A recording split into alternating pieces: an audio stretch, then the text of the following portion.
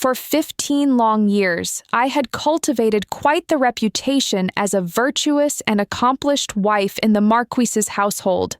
As I watched Marcus drink down the last bowl of the fertility-suppressing tea, I felt a deep satisfaction wash over me.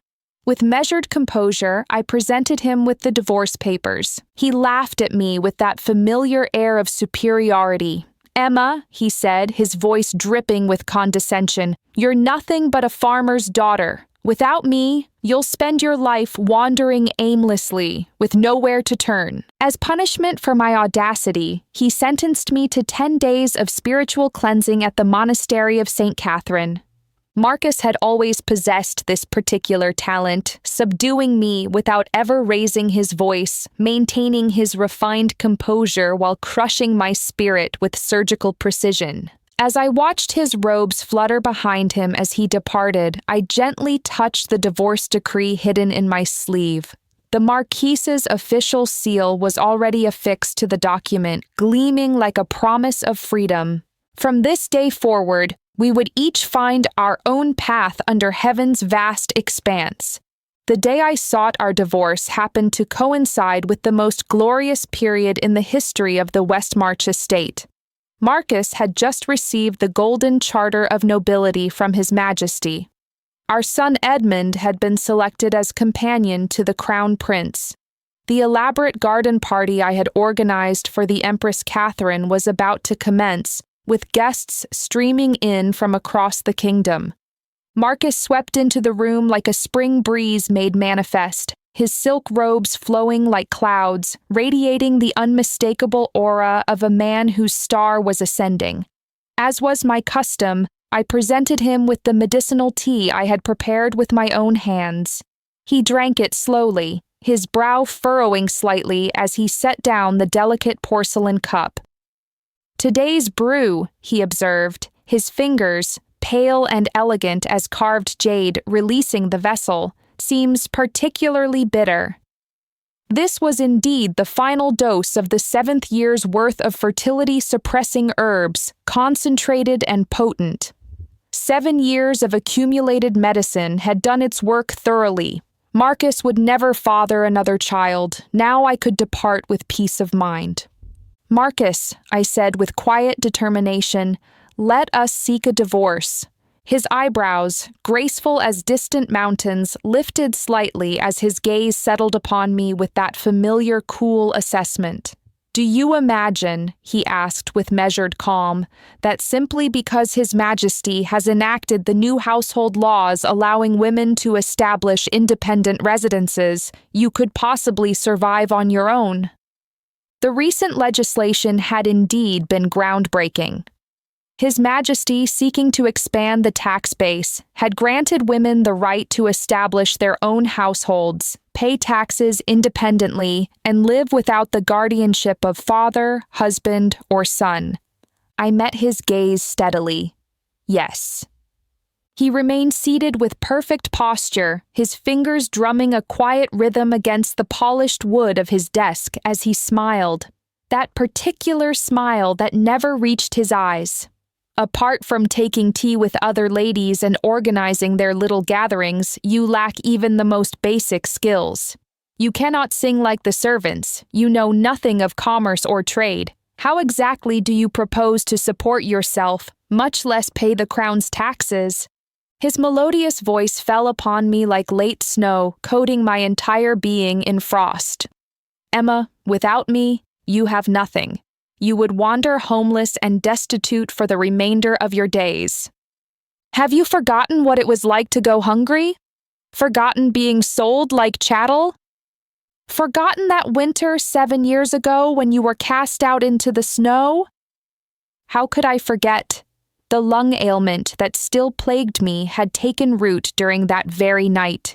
It was then that my son Edmund had been forcibly removed from my care and placed under his grandmother's supervision. Marcus continued his deliberate manipulation of the white jade ring upon his finger, waiting for me to capitulate as I always had, to beg his forgiveness and submit to his will.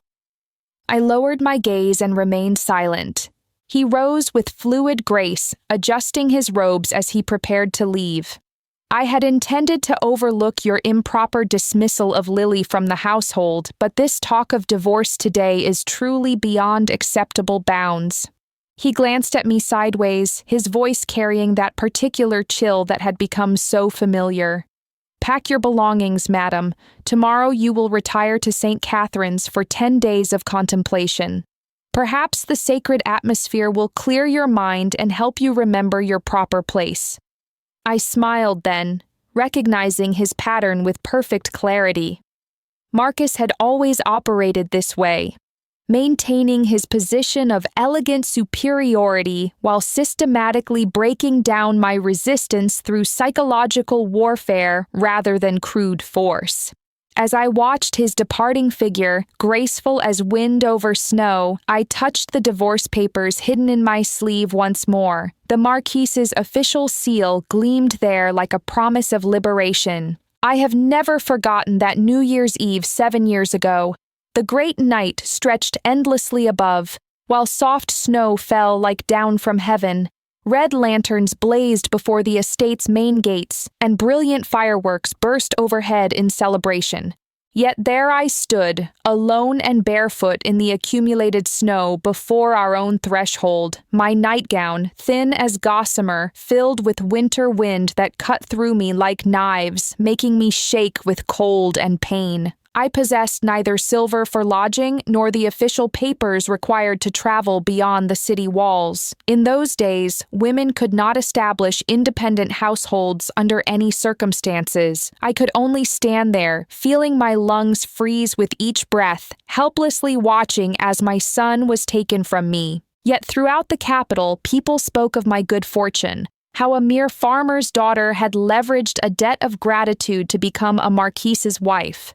They praised my virtue, my patience, my discretion, my capability in managing household affairs. But the reality was that I, despite my seemingly enviable position, lived with less autonomy than the senior servants who had earned their master's favor.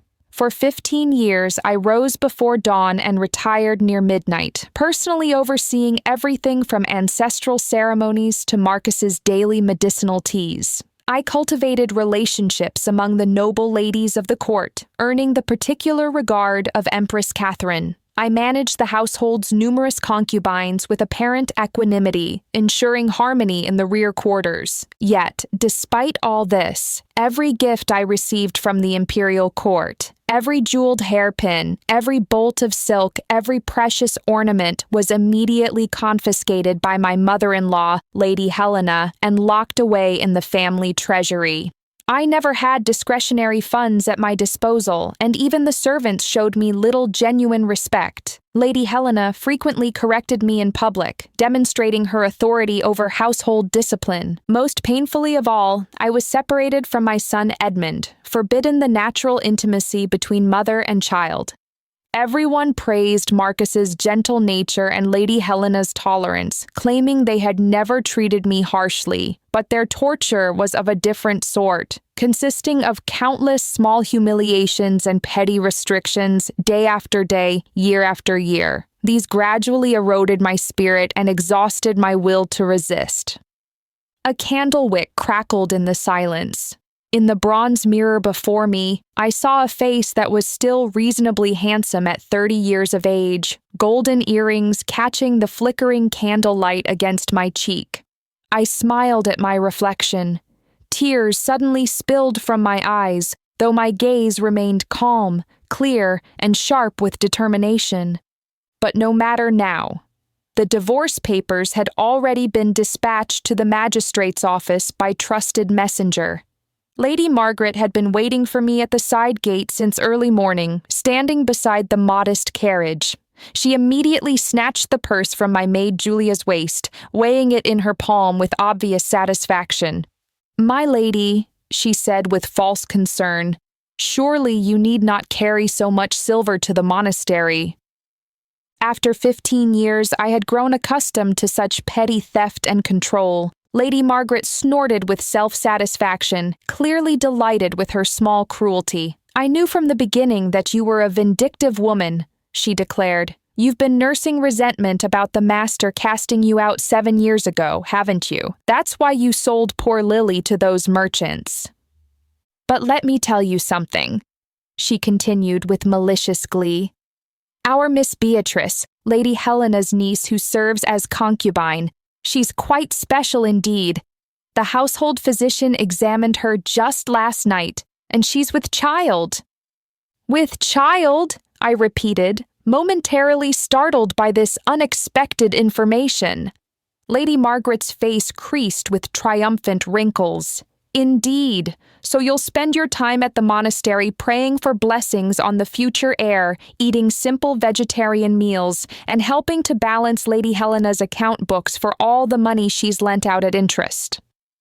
I stood still for a moment, then turned to Lady Margaret with a gracious smile. Of course, Margaret. In that case, please use this silver to provide extra care for Lady Beatrice. 7 years of fertility-suppressing herbs could not possibly have failed to do their work. I found it amusing that just as I was about to gain my freedom, such an interesting drama was unfolding. I helped Julia into the carriage. At that moment, we encountered my son Edmund, who was preparing to ride to the palace for his duties. The 14-year-old youth wore light blue riding attire, his handsome face bearing a maturity that seemed beyond his years. He reined in his horse and acknowledged me with distant formality. Mother. His gaze swept briefly over my simple traveling dress without lingering, and then he spurred his mount forward, disappearing in a flutter of wind-blown robes like a shooting star. I found myself remembering the little boy who used to cling to me, demanding sweets and throwing delightful tantrums. Since being taken to his grandmother's quarters at age 7, he had never smiled at me again, the morning light caught in my eyes, making them water.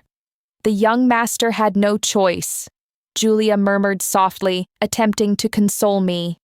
I closed my eyes without responding. In this world, there is rarely such a thing as no choice. Only the consequences of weighing options and making decisions that serve one's interests. Just as Marcus had once threatened to take his own life rather than give me up, declaring his devotion and treating me like a precious pearl. Later, hadn't that same Marcus allowed his pearl to become a mere bauble? The world believes that I leveraged a debt of gratitude to secure my marriage into the Marquise's household. How laughable that assumption proves to be. It was Marcus who desperately insisted on marrying me, against all opposition. I first encountered him during the harsh winter when he lay near death in my family's herb garden. The Westmarch estate had been forced to flee south to escape political persecution, seeking refuge in the remote countryside where my family eked out our humble existence.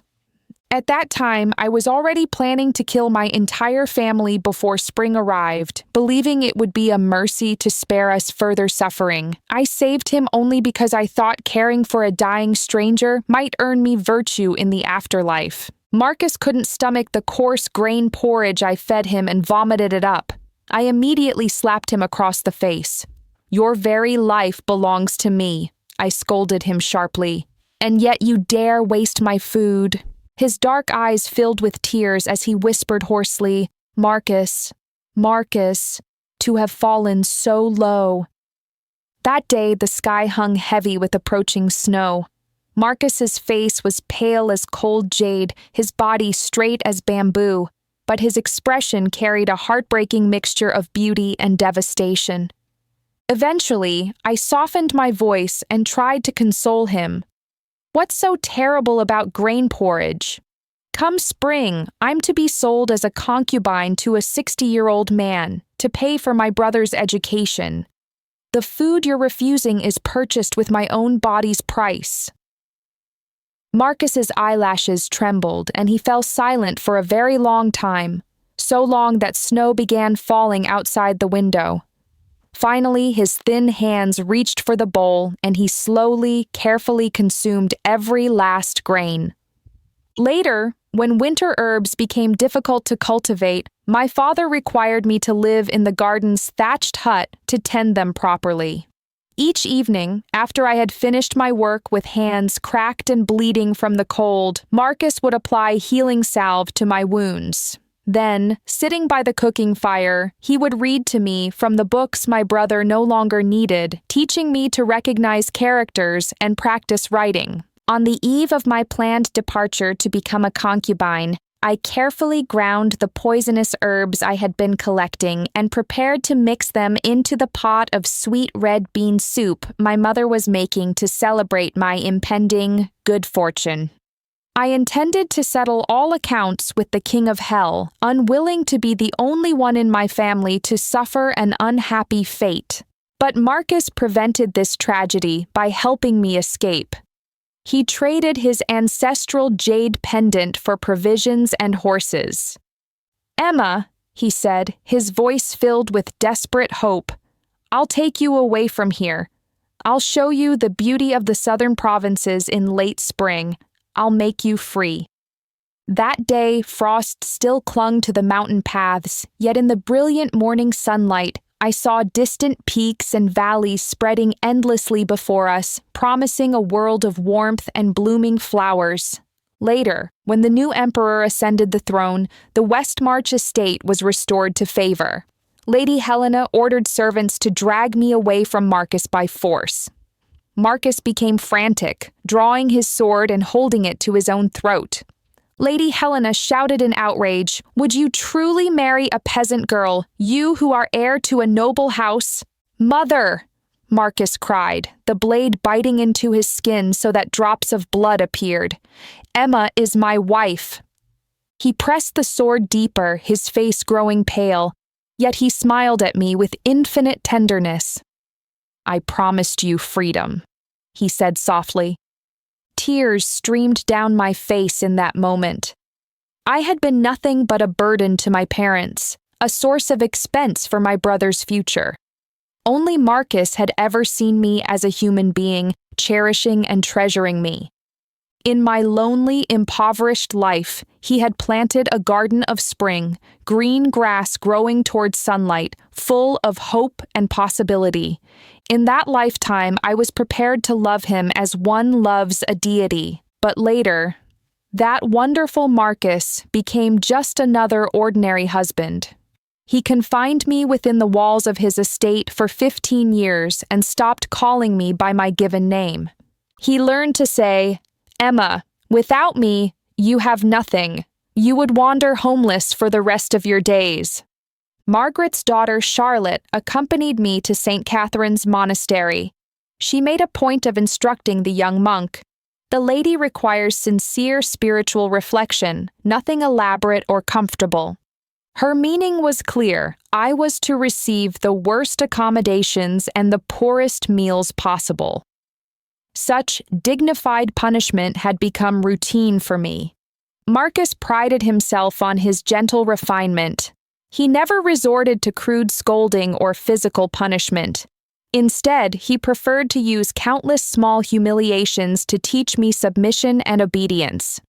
The young monk led us to what appeared to be a run-down courtyard. But when he opened the door, we found rooms blazing with light. Golden candlesticks, ebony furniture, and silk bedding provided in abundance. Early spring still carried a chill in the air, yet the elegant daybed was equipped with an ornate warming pan that radiated comfortable heat. Charlotte immediately protested, "Brother, surely there's been some mistake. Our Lady is here for spiritual purification. She cannot possibly stay in such luxurious quarters." "Brother, please change this to the usual simple room immediately." The monk kept his head lowered and did not respond. I signaled to Julia, who promptly seized Charlotte by the mouth and dragged her into a side chamber. The sound of sharp slaps accompanied by crying periodically echoed across the small courtyard. Julia had served me for 7 years, during which time I had arranged for her to receive training in martial arts from our guards. Ordinary servants and attendants were no match for her, much less a spoiled young maid. Since I was about to gain my divorce anyway, I saw no reason to continue tolerating such treatment. The monk bowed and departed, closing the door behind him. Over the years, I had made substantial donations to the monastery on behalf of the Marquise's household, and my accompaniment of Empress Catherine on her frequent visits had contributed enough merit to re-gild the temple's Buddha statue. A word to the abbot, and he understood exactly what arrangements to make. I settled comfortably with the warming pan, and the chest pain from the morning's drafty carriage ride immediately eased. The air filled with the sweet scent of sandalwood incense. I would rest peacefully in the temple while waiting for the magistrate to process our divorce and submit it for His Majesty's approval. The 15 long years of constant criticism and psychological torment would finally come to an end. I awakened at noon in the brilliant sunshine, feeling refreshed throughout my entire body. After so many years in the Westmarch estate, constantly spinning like a top without rest, this respite felt like a gift from heaven. I deliberately chose an elaborate hairpin decorated with 8 precious stones before going to the small meditation hall to take tea with Lady Victoria, the Duke of Northumberland's wife, who had come to pray. The tea gathering was merely a facade for conducting business on behalf of Empress Catherine. The Meadowbrook family from Catherine's home province controlled extensive commercial interests, and in recent years, their medicinal herb trade had proven extraordinarily profitable due to various plagues and illnesses. However, as the emperor's consort, Catherine could not engage in commerce directly, and her family's status as imperial relatives created additional restrictions. Therefore, I served as intermediary, using the Westmarch estate's reputation to conduct these transactions privately. This arrangement protected the empress from scandal while generating profits for my own future security. Lady Victoria immediately noticed my elaborate hairpin and began her predictable passive-aggressive commentary. "Even though you began life as a farmer's daughter, Lady Emma, and you're hardly younger than myself, the Marquis clearly favors you greatly to give you such fine jewelry. I've rarely seen coral of such impressive size." The mention of Marcus still stirred ripples in my heart, but I smiled graciously. "Lady Victoria, the Marquis rewards me for the profits I help him earn." Lady Victoria's eyes crinkled with renewed interest as I pushed the contract documents toward her. "Ginseng root," I explained. "Next month's delivery. 10,000 gold pieces. With the Empress's garden party approaching, you and the Duke will be seated near His Majesty himself." Lady Victoria immediately summoned servants to fetch the Duke's seal and signed bank drafts for the full amount. The Duke of Northumberland's family had been politically weak for years. The opportunity to gain the Emperor's notice was beyond price. After Lady Victoria departed, Julia covered her mouth to suppress her laughter. "My lady, you certainly showed remarkable restraint. You never mentioned that you purchased that hairpin with your own money." I smiled knowingly. Lady Victoria's greatest weakness was her competitiveness. Understanding her vanity was essential to conducting successful business with her. The path from being despised by all the capital's noble ladies to being courted by them had required sacrifices known only to myself. I set aside 10% of the bank drafts for myself and dispatched the remainder via fast horse to the Meadowbrook family's banking house. That evening, as I sat working with my abacus and counting money, Julia burst through the door. We spoke simultaneously. "Word from the estate. The concubine is newly pregnant and requires the lady to copy scriptures 100 times for blessings. She's ordered that you eat only simple gruel to purify your heart. We now have 10,000 silver pieces. Better days lie ahead." We stared at each other for a long moment, then burst into laughter. Marcus had been wrong. If I could maintain a position of influence with the Empress, how could I have failed to prepare escape routes for myself? I spent 5 peaceful days in comfortable leisure. On a particularly beautiful day with clear blue skies and gentle breezes, Marcus unexpectedly appeared.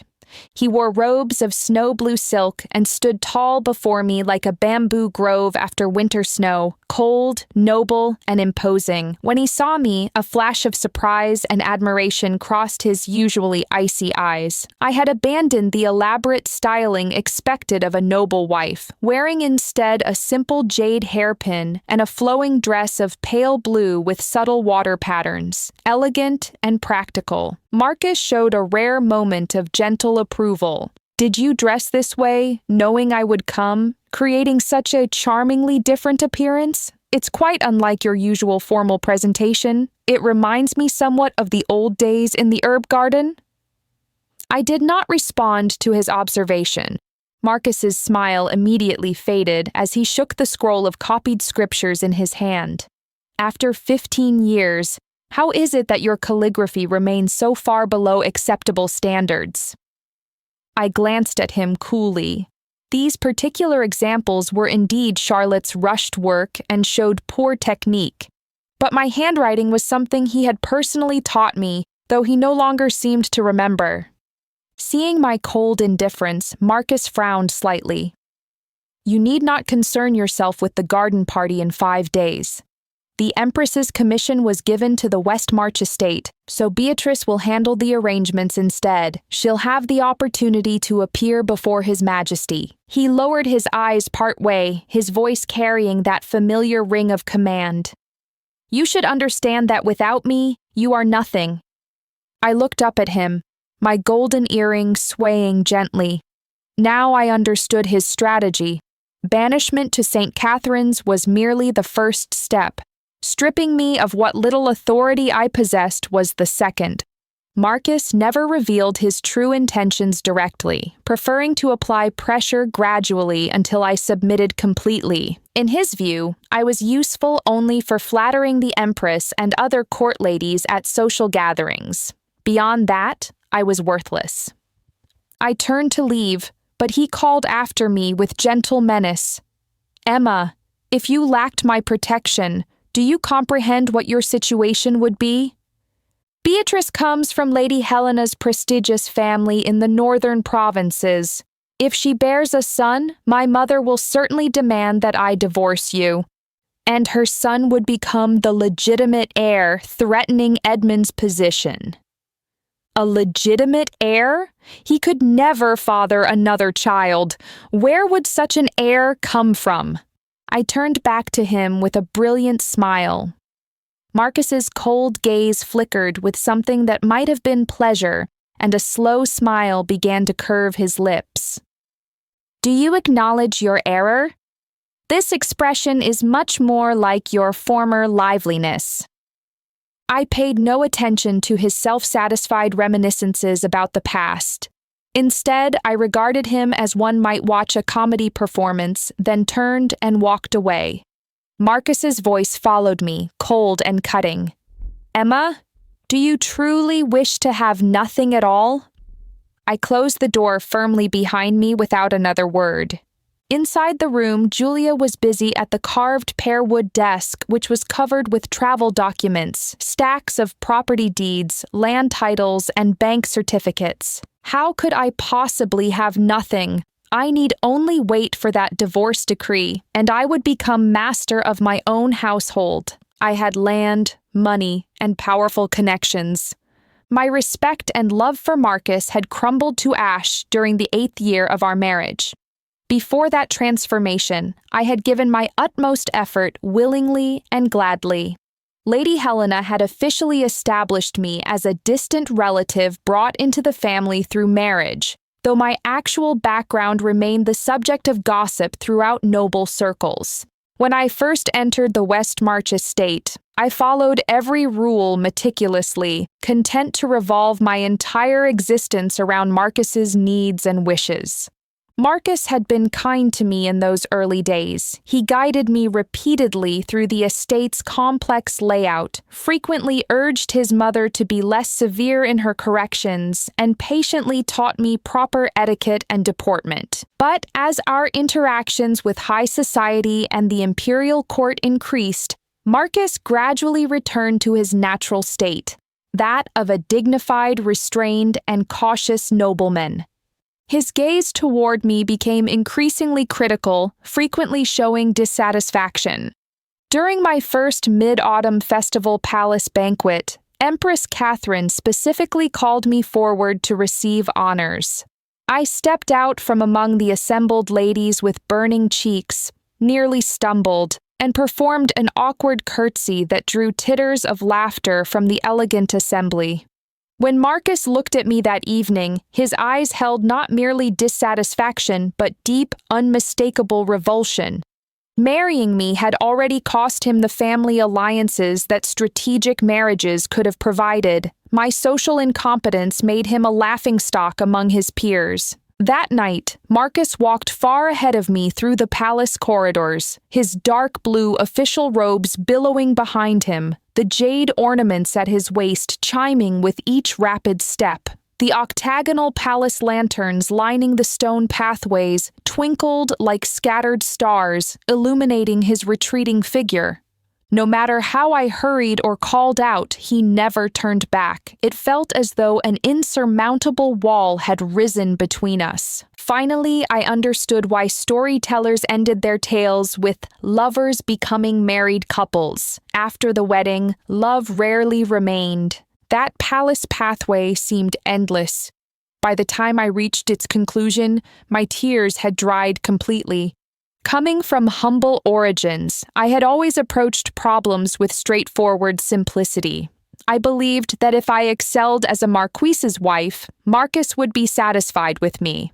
I threw myself into pleasing Lady Helena with desperate determination, begging her to teach me proper etiquette, requesting tutors for reading and writing, and asking her to introduce me to the capital's noble ladies. I studied day and night by candlelight until I damaged my eyesight. When Lady Helena fell ill, I slept in an adjoining chamber to attend her every need. I spent considerable effort arranging to have agents harass the Duke of Northumberland's mistress, thus gaining Lady Victoria's gratitude and an invitation to accompany her to the Empress's chrysanthemum viewing party. Learning that the Empress's daughter required medicinal cuisine for her health, I personally prepared these dishes daily, hoping to earn the princess's approval. For several years, I never dared relax my vigilance for a single day. I even endured the heartache of graciously welcoming noble-born concubines into our household, because Lady Helena explained that distinguished wives must show magnanimity and understand social reciprocity. Perhaps this was simply how the aristocracy functioned. I didn't understand their ways, but I was determined to learn. Gradually, I began to earn a modest reputation for virtue and capability. One day, carrying a hairpin gifted by Empress Catherine, I went to Marcus with pride. But he asked me, "Emma, don't you find it somewhat pathetic, this attempt to curry favor with the Empress by imitating ladies far above your station?" I had not yet learned the meaning of pathetic, but his tone made its significance clear. I smiled hopefully. "Marcus, dear, I only want to help you." He laughed softly, a sound that, looking back, must have carried contempt to its very core. During our 8th year, I helped the Empress organize banquets and palace affairs, navigating the complex rivalries among court ladies. Though I could never match the advantages of those born to noble families, I had earned a modest degree of respect in aristocratic circles. Meanwhile, Marcus's favored concubines changed repeatedly. He no longer offered me the reassurance that none of them could compare to what we had shared through adversity. The day he received promotion to the 5th rank, I deliberately wore my finest clothing and jewelry, holding baby Edmund as I waited joyfully at our gate to welcome him home. Seeing him approach, I smiled radiantly. Empress Catherine mentioned several days ago that His Majesty had already decided your new appointment. How wonderful that it has proven true. Marcus regarded me with the oppressive authority of his new position, his lips curved in a smile heavy with unmistakable mockery. "Surely you don't imagine this promotion resulted from Empress Catherine's influence? The Westmarch estate serves the Meadowbrook family's interests. Your activities have no bearing whatsoever on my advancement." Instinctively, I covered Edmund's ears as he rested in my arms. The little boy looked up at me with confused innocence. Marcus's voice carried a chill that pierced my heart. "Why have you chosen to become as calculating, submissive, and artificial as every other court lady?" The pain in my chest became almost unbearable. I could only stand motionless, watching him depart, afraid that any movement would release the tears threatening to fall. Was my performance truly so inadequate after all these years? "Mama?" Edmund looked up at me with concern, his small hand wiping away the moisture at the corner of my eye. I managed to smile at him. It didn't matter. Marcus and I were born to different worlds. His dissatisfaction was natural and expected. I needed only for him to treat me as a human being and allow me to raise Edmund properly. Later, when I punished Lily the concubine, Marcus cast me out into the snow. It was New Year's Eve, the depths of winter. Wearing only a nightgown thin as gossamer, I stood barefoot in the deep snow before our gates.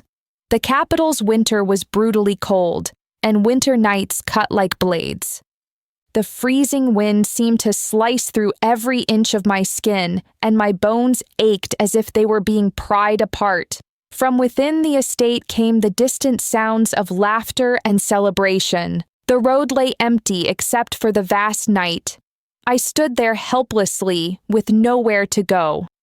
I had no family to shelter me, no silver for lodging, no travel documents to leave the city. In our society, women could not establish independent households under any circumstances. My face grew numb from the cold, and my entire body shook like a leaf. Each breath drew the bitter wind into my lungs, causing sharp, stabbing pain. Bang! An enormous explosion echoed overhead.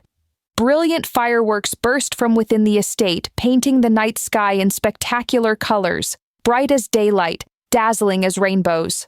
I remembered a poem my tutor had once recited. Trees of fire and flowers of silver light the endless night as fireworks dance to welcome the new year.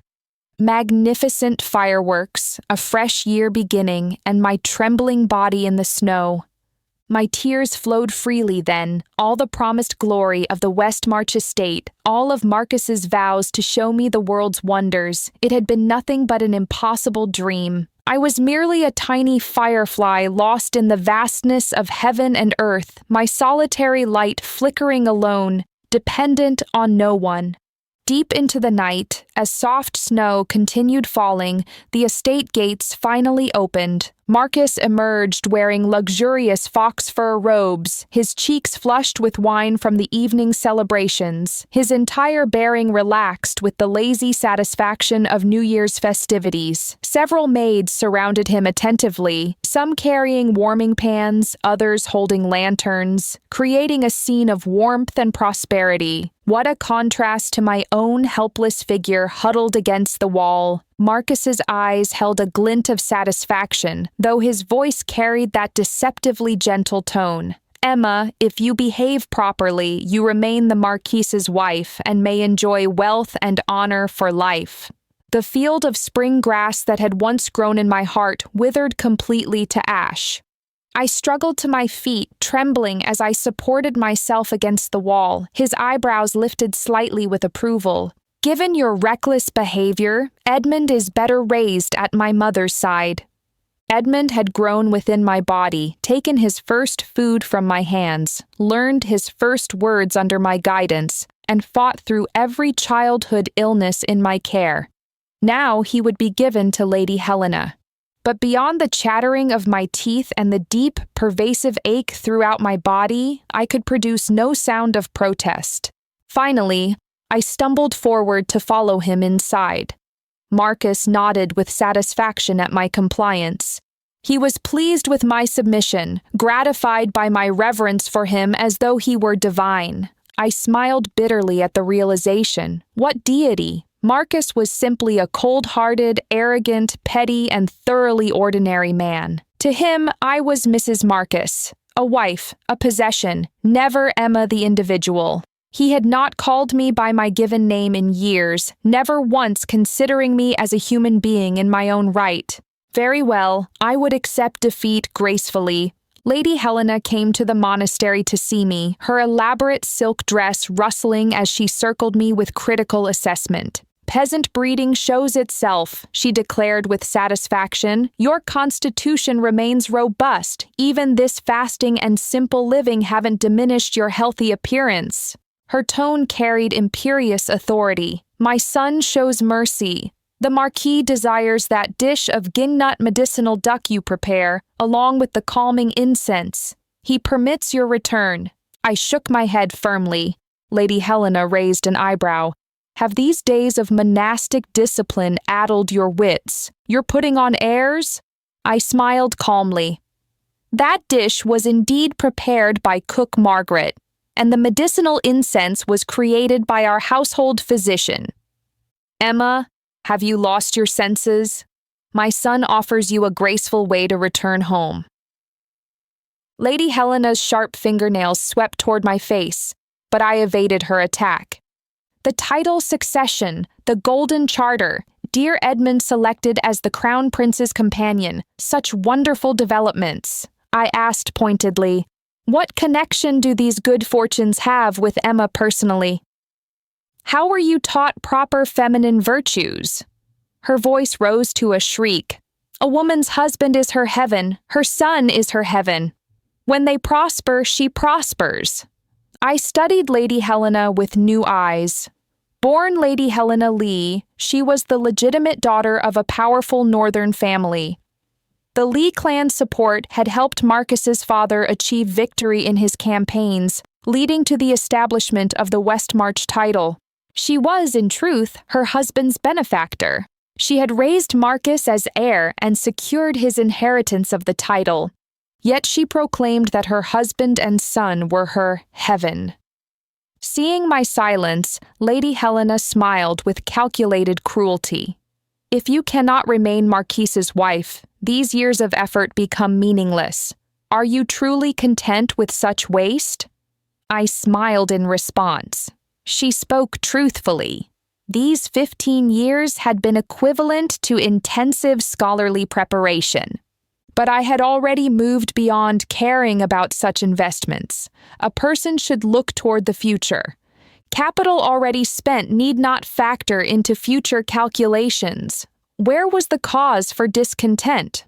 After being expelled 7 years ago, I stopped personally managing Marcus's meals and daily care. Why continue the self-torture of my mother-in-law's controlling methods? That New Year's Eve, after returning to the estate, I forced myself to maintain proper observances in the ancestral hall until the following day, despite burning with fever from illness. Lady Margaret nevertheless knocked on my door at midnight. The Marquis announces a grand banquet for the 8th day. You must oversee preparations properly and avoid embarrassing the family. I swallowed fever-reducing medicine and rose immediately, enduring lung pain as I organized the elaborate household celebrations. Marcus was finally satisfied and permitted me to attend the feast. I continued my role as the gentle, virtuous, undemanding Marquise's wife. Neither Marcus nor Lady Helena could find fault with my behavior. A woman's world is endless night, a realm of blades and fire. I needed to conceal my strengths and bide my time. Someday I would establish my own household and see the southern provinces in springtime with my own eyes. As for Marcus's assumed dependence on my skills with medicinal cuisine, incense, and herbal sachets, these were all prepared by household servants. Only the daily medicinal tea came from my hands. Having grown up cultivating herbs, I possessed knowledge of various remedies. That tea was indeed medicinal, but it contained ingredients that conflicted with the calming incense used throughout the house. Regular consumption provided contraceptive effects, and 7 years of consistent use resulted in permanent sterility. For 7 years, the Westmarch estate produced no new children. When I loved Marcus, I had cherished his sons and daughters from concubines as though they were partly my own blood. Once I ceased loving him, no child deserved to compete with my Edmund. I was no longer the Emma who revered Marcus as divine, yet he continued believing himself forever my god. After taking risks to conduct private business for the Meadowbrook family, I finally earned Empress Catherine's genuine favor. She gifted me gold, granted me fertile lands, and allowed me access to Meadowbrook banking privileges. Now I possessed both wealth and influence. Recently, I had helped create the favorable conditions that led His Majesty to approve legislation allowing women to establish independent households. After our divorce, I would need to depend on no one. Within days came the garden party, yet Marcus arrived to escort me personally. All his previous harsh words seemed forgotten. He wore robes of sky-blue silk with a white jade belt ornament, standing before the monastery with the refined nobility of a man carved from precious stone. Seeing my approach, he said coolly, "You are the Marquise's wife. I will provide whatever dignity your position requires." I smiled knowingly. How generous this gift of dignity seemed to be, requiring me to serve like a beast of burden for life, while never allowing me simple humanity. Marcus called out, "Emma." I paused mid-step. Apart from wife or Mrs. Marcus, he seldom used my given name anymore. He continued, "These 10 days without your medicinal cuisine and daily tea have proven surprisingly difficult to endure. Last night's snow reminded me of times past when you would read by firefly light." Marcus's eyes caught the morning light, their scattered brilliance falling upon me with what seemed like genuine affection, though his rigid posture suggested he was conferring a great favor. I simply climbed into the elaborate carriage without response. Marcus, having lost face, remained silent throughout our journey. In truth, had he not come, Empress Catherine would have sent her own escort to bring me to the palace. A divorce of such magnitude, involving a marquise's household, required His Majesty's personal witness to prevent future complications. The banquet was arranged in the imperial gardens to take advantage of the spring scenery. Wind pavilions and water terraces surrounded winding streams where wine cups floated. Silk pavilions fluttered in the breeze while bells chimed and elaborate dishes were served, creating an atmosphere of refined elegance combined with magnificent grandeur. Noble families approached us with compliments. This banquet arrangement shows such sophistication. The Westmarch estate truly knows how to manage affairs properly. Lady Emma, we heard you've been fasting at St. Catherine's for spiritual purification. That must have been quite arduous. Still, the Marquis clearly cherishes his wife, allowing the household concubine to manage today's arrangements. Marcus responded graciously to these comments, then leaned close to my ear. "Do you see, Emma? Only as a marquise's wife do you receive such universal respect and attention. Why do you persist in this stubborn behavior?" I glanced at him knowingly, then turned to seek Chief Eunuch William, arranging proper seating for the Duke and Duchess of Northumberland. "Elder sister," Lady Beatrice approached, deliberately cradling her still flat abdomen. "The Marquis shows great mercy in bringing you today." "Chief Eunuch, the Marquis has entrusted these arrangements to me now. You need not listen to her direction." Chief Eunuch William raised an eyebrow with obvious disdain. "This humble servant's duties are hardly subject to direction from an unregistered concubine. First time attending palace functions, I suggest you show proper restraint." He departed with obvious contempt, his attending eunuchs snickering quietly. Lady Beatrice could only glare at me with impotent fury. "When my child is born, we shall see how secure your position as primary wife remains." I studied her with amusement. "Indeed?" Lady Beatrice actually retreated a step, suddenly uncertain. When the Empress and His Majesty arrived, all guests quickly took their designated seats. I carefully selected dishes from the elaborate menu, delicacies I had personally chosen. After today, such palace cuisine would likely be beyond my reach again. Shark fin in yellow sauce, phoenix and dragon feast, cherry meat, crane wine, all truly exquisite. At the height of the festivities, His Majesty stopped the musical entertainment. "Marcus," he declared, "I had no idea my dear minister possessed such remarkable magnanimity." Marcus, being directly addressed, immediately came forward to pay his respects. His Majesty pointed at him with obvious approval. "You, as a distinguished marquis, have willingly signed divorce papers to grant your wife freedom." Every person in the water pavilion held their breath. Marcus stood motionless in the center, and after a very long moment, slowly raised his head with complete disbelief written across his features.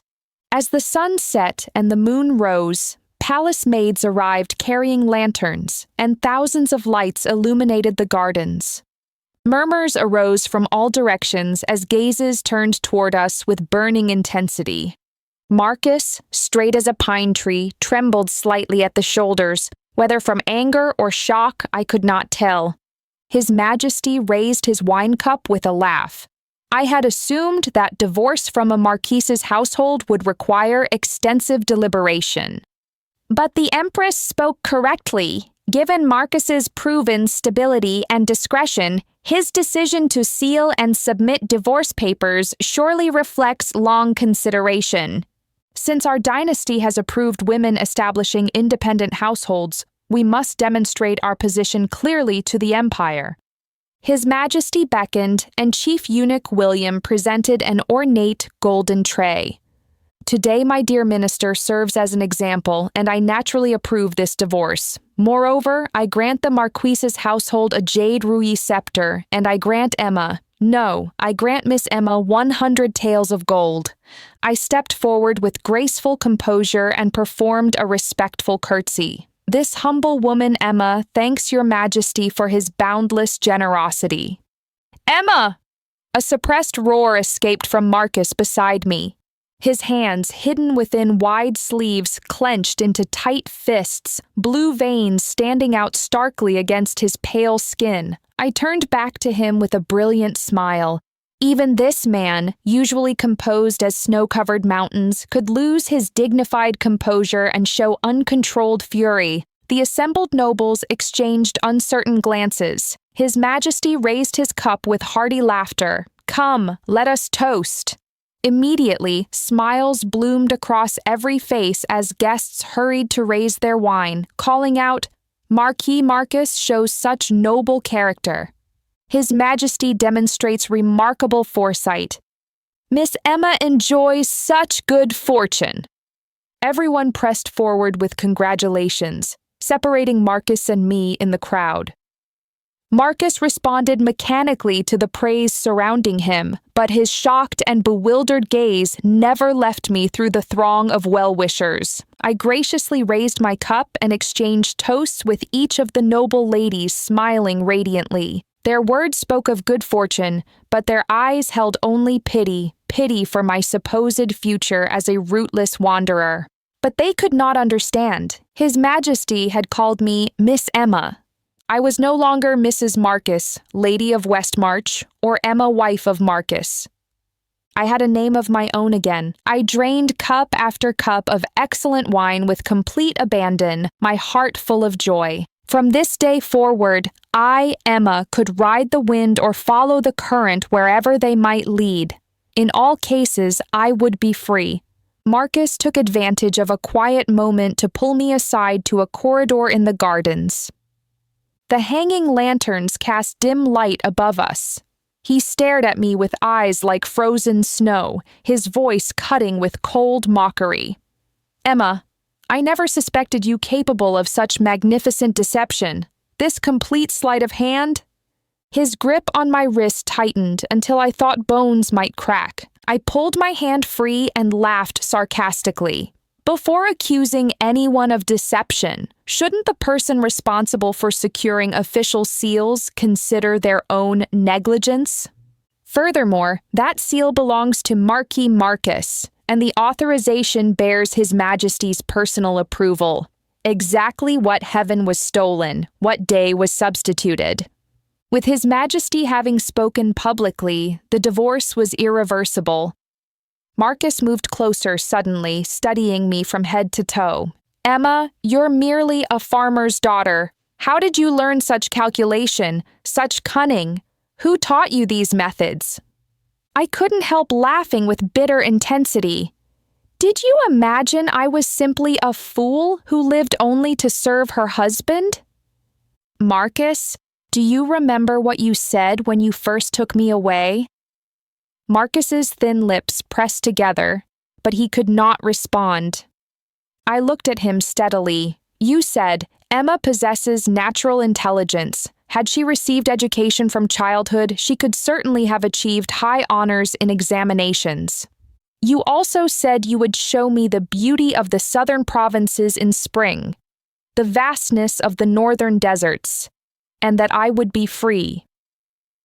He stood stunned for a long time, seeming suddenly to remember. Marcus's eyes reddened as though bleeding, moisture threatening to spill from his lashes. His lips trembled as he struggled to maintain composure. "If you remember all this, why are you so heartlessly pursuing divorce? I never beat or humiliated you. I elevated you from farmer's daughter to marquis's wife. Is this not enough? Emma, why are you so consumed by anger and greed?" I covered my face with my sleeve and laughed aloud. Initially, I had foolishly hoped he might treasure me as he had in the herb garden, treating me like a precious pearl. Later, I merely wished he would see me as a human being. But I had remained nothing more than an object called wife. Yet he accused me of heartlessness and greed. My laughter grew louder and more uncontrolled. Marcus finally lost all composure, his face flushing red with a mixture of fury and humiliation. Chief Eunuch William's shrill voice called out, "Marquis Marcus, His Majesty requests your presence." In the distance, a formal procession approached, His Majesty and Empress Catherine admiring the garden flowers. Marcus glanced at me with a complex mixture of resentment, reluctance, and unwillingness to accept defeat. "You may still petition Empress Catherine to reverse this decision. Do not make an irreversible mistake." He composed himself and strode away with measured dignity. Following Marcus's path, I observed him approach the imperial party. Nearby, Empress Catherine, in robes of purple and gold, regarded me with meaningful intensity. Under the moonlight, surrounded by elaborate floral displays, her beautiful eyes revealed sophisticated depths beneath their surface charm. With the Empress having died years ago, Catherine now held the position of the empire's most powerful woman. A young girl at her side tugged playfully at her robes, pointing toward me with delighted laughter. Catherine responded with an expression of maternal affection. This was Princess Anne, Catherine's only child. Catherine's difficult birth had prevented any future pregnancies, making the princess her most precious treasure. While preparing medicinal cuisine for Princess Anne's digestive health, I had mentioned the concept of women establishing independent households. As I gently massaged the princess's stomach to aid digestion, I had remarked casually, "When women can establish households, conduct business, and pay taxes independently, it eliminates societal prejudice against our sex." Then I smiled meaningfully. Perhaps someday women might even inherit legitimate rule. "How dare you suggest such things?" Catherine had whispered sharply, dismissing me immediately. But as a mother, she naturally considered her daughter's future. That conversation had planted a seed of possibility. Early this year, His Majesty approved the legislation allowing women to establish independent households. I bowed respectfully to the Empress from a distance, then departed. Once again, I found myself on those stone pathways paved throughout the palace.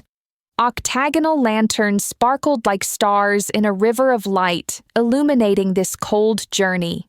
This time, Marcus was not walking ahead of me, and I was not crying. I walked for what seemed a very long time, as though crossing all 15 years of misplaced devotion, insignificance, and dead ends. Finally, I reached the palace gates. I drew a deep breath, feeling as though 5 pounds of weight had lifted from my bones. I was like a firefly that had been trapped in a silk pouch for 15 years, providing light for others' benefit. Now having escaped, I faced a world vast enough that even death held no regrets. Returning to the estate, I went directly to my quarters to rest. Lady Helena arrived with a crowd of servants and guards, her manner threatening. She raised her hand to strike me, but Julia intercepted the blow with impressive force. Lady Helena shouted furiously, "Seize this rebellious woman who demands divorce!" Before the guards could move, armed soldiers emerged from behind them, each wearing black armor, carrying sabers, and wearing official caps. The crowd immediately fell silent and stepped back. Lady Helena pressed her hand to her chest in shock. How dare you bring soldiers into the Marquise's estate?" I smiled serenely. "Lady Helena Lee, surely you jest. These are simply assistants sent by the Empress to help me pack my belongings." Lady Helena pointed at me with a trembling finger holding her handkerchief, her voice sharp with indignation. "When you entered this household with nothing, marriage itself was an enormous favor. What could you possibly have to pack?" I gestured calmly, and Julia presented a stack of account books. "Lady Helena Lee," I said clearly, "you have privately lent money at interest totaling 10,000 silver taels, earning 5,000 in profit. Every transaction is recorded here." Lady Helena's eyes widened. "You've been plotting against me." I smiled. "Plotting? You violated imperial law, and as a law-abiding citizen, I'm obligated to provide complete testimony to authorities." Lady Helena had assumed I was completely subdued, which was why she had entrusted these illegal activities to my management. For this, I had often worked through the night balancing accounts. Any error resulted in my spending entire days kneeling in prayer at the family shrine. I declared loudly, "Officials who engage in money lending receive 80 lashes and dismissal from office." Lady Helena Lee, should this information become public knowledge, how would your heaven, Marcus, manage the consequences? How would the estate survive? The dim lanterns hanging from the eaves swayed in the wind. My smile grew even more gentle. "Having managed affairs for many years, I believe you should give me those 10 chests of dowry goods and the Northern Province Manor as a farewell gift between mother and daughter-in-law. What do you think?" Lady Margaret rushed forward aggressively, intending to strike me. "How dare you! Such a rebellious woman! This old servant will teach you proper respect for the mistress. Ah! Slap! Slap! Slap!" Julia seized the old woman's arm and delivered 5 resounding blows to her wrinkled face. "You dried-up old bones! On whose behalf are you teaching lessons? Whose behalf?" Lady Margaret immediately began wailing. "This servant overstepped! This servant overstepped! Stop hitting me!" Each sharp slap struck not only Lady Margaret's face, but seemed to strike Lady Helena's dignity as well. Lady Helena's face turned red with rage, yet she could not move. When Julia released her grip, Lady Margaret covered her face with trembling hands like dried branches. Her daughter Charlotte hurried to support her. "Mother, I told you that girl's strength was unnatural." Seeing Julia's martial abilities, the other servants and maids retreated several steps. I leaned close to Lady Helena's ear, her face purple with fury, and whispered, "If you refuse, these soldiers are witnesses. I could submit formal charges to the magistrate immediately." Lady Helena's face became white as paper. "Lady Helena Lee," I asked quietly, "what is your choice?" The following morning, the palace sent early word that the imperial decree would arrive at noon. I removed my married woman's hair ornaments and styled my hair with simple pins, wearing plain blue robes. Marcus sat waiting in the main hall, still wearing yesterday's official garments. His usually straight back seemed slightly bent, as though he had remained there all night. When Marcus saw me, he appeared momentarily dazed, his fingers continuously rubbing a decorated teacup. "Emma, last night I suddenly dreamed of that bowl of sweet soup from 15 years ago." I glanced at him from the corner of my eye. That red bean soup had been meant to poison my family. I had separately prepared an untainted bowl for Marcus alone. He had not tasted sugar in so long that he drank too quickly. As I patted his back soothingly, I was also bidding him farewell, planning my own death. Knowing my intention to die, his eyes had filled with tears as he begged me, "Don't die, Emma, I'll save you." After 15 springs, summers, autumns, and winters, he mentioned that moment of sincere devotion. Did he deserve to invoke such memories? "Emma, even if we truly divorce, where could you possibly go?" Marcus's face had grown paler, showing signs of genuine distress. "We have shared 15 years together. Your son remains in this household. All your security lies here. Where would you go?" His deep, bright eyes showed unusual fatigue and confusion. "I need no security," I replied. "From now on, I shall be my own master." At noon, the palace eunuch arrived to read the imperial decree. When that shrill voice pronounced, "Divorce granted," the last trace of color drained from Marcus's face. His knuckles whitened as he clenched his fists, yet he maintained the dignity expected of a nobleman. Still, he used his familiar tone of command. "Go now and petition His Majesty to reverse this decision. There is still time. You should understand that apart from this estate, you are nothing.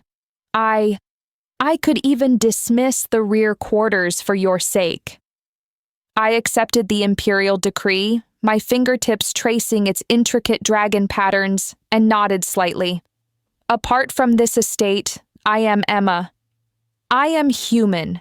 Is that not sufficient? As I turned to leave, he desperately clutched my sleeve. Marcus abandoned his refined facade and shouted, "Do you hate me so much? Enough to spite me by making yourself a solitary woman?" I looked back with my gentle smile unchanged, but my words cut like blades. "My lord speaks too grandly. Spite? Are you worthy of such effort?" His body swayed as though struck. I gently withdrew my sleeve and surveyed this vast estate that had imprisoned me for 15 years. "Stop! Stop! If the Marcus family produces a divorced woman, what dignity remains?" Lady Helena approached, pulling Edmund along. "Dear grandson, come see your mother. How rebelliously she behaves. She wants to divorce your father. She bullies your grandmother. Dear grandson." Edmund's features showed handsome composure as he steadily supported Lady Helena. Marcus moved to stand before Edmund, attempting dignity. "Edmund, your grandmother speaks reasonably." The 14-year-old youth in blue stepped back politely and bowed respectfully to both Marcus and Lady Helena. "Father, His Majesty personally approved this divorce. The estate cannot possibly reverse this decision. Lady Beatrice is young and beautiful, and she carries a child. You need not concern yourself with Emma anymore.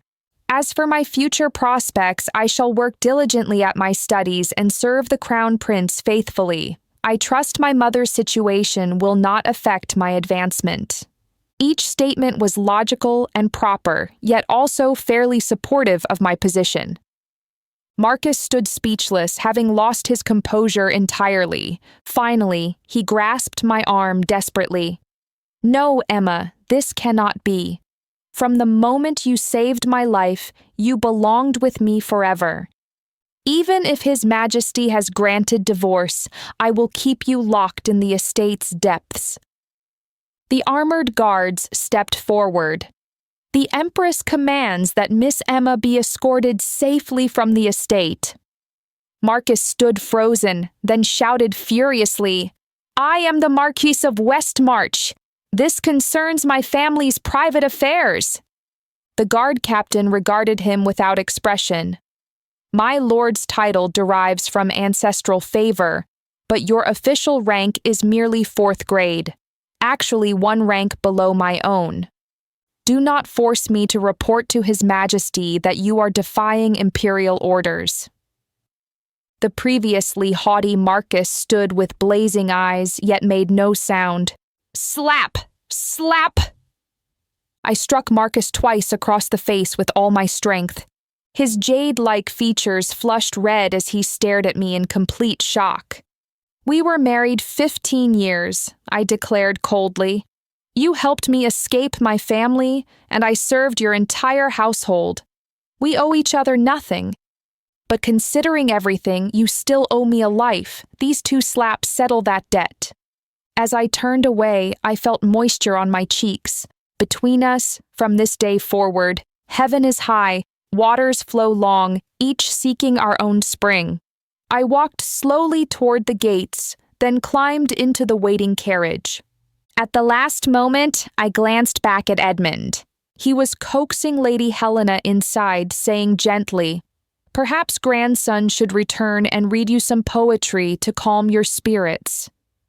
Lady Helena followed Edmund reluctantly as he guided her away. Just before the youth's figure disappeared beyond the ornate gateway, he looked back at me once. His gaze burned with intensity. Our departure from the Westmarch estate marked our tacit agreement to pursue separate destinies. Edmund had always resembled my own childhood, climbing trees, catching birds, playful and mischievous, completely unrestrained, which made him unpopular throughout the estate.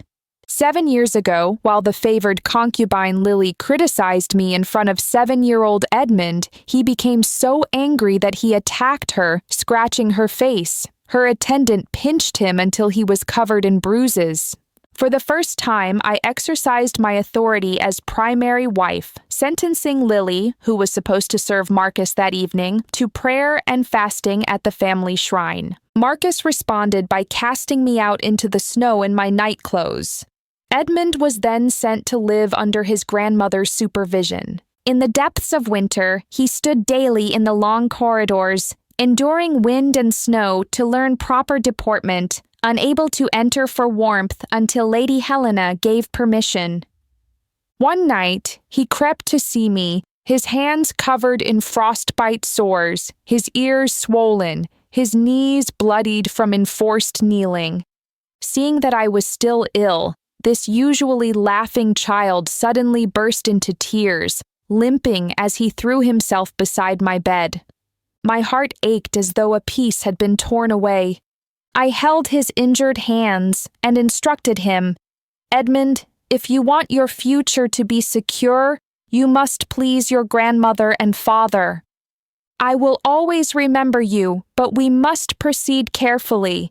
Never again act as impulsively as before." He listened carefully.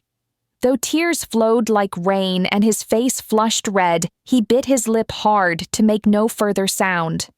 Afterward, we both tacitly avoided showing affection in public. The formerly bold and cheerful Edmund became quiet and obedient, finally earning the approval of Lady Helena and Marcus. I courted favor with the politically weak Lady Victoria, and soon afterward, her family's scholarly patriarch coincidentally encountered Edmund at the monastery, forming a connection that led to tutoring opportunities at our estate. 6 months before the Crown Prince's companion selections, Empress Catherine had already introduced Edmund to the prince. As his mother, I planned far ahead for his benefit. Since Edmund could not receive genuine parental love from his father and grandmother, he would use the estate's influence to ascend to heights of power and influence. On his birthday this year, Edmund ran into my courtyard. I was about to warn him against being seen, but Edmund's excitement had brought tears to his eyes. After composing himself for a long moment, he managed to speak.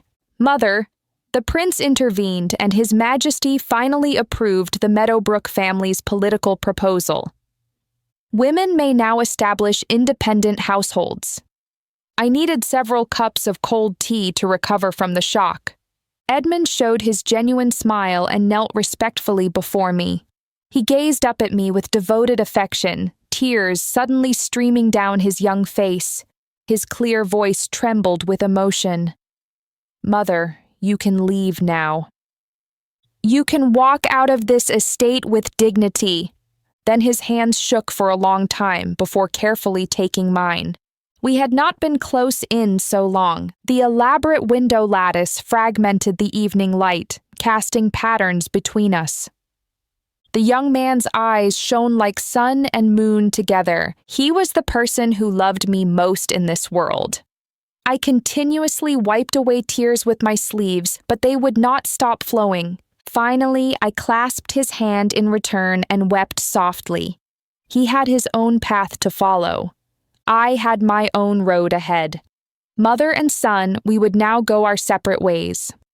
The carriage, arranged by the Meadowbrook family, traveled south under cover, avoiding attention.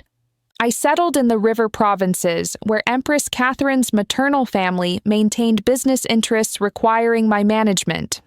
The Meadowbrook clan strongly supported their eldest legitimate heir, and I needed to help Catherine maintain her position. She feared the loss of love and family abandonment that might come with age.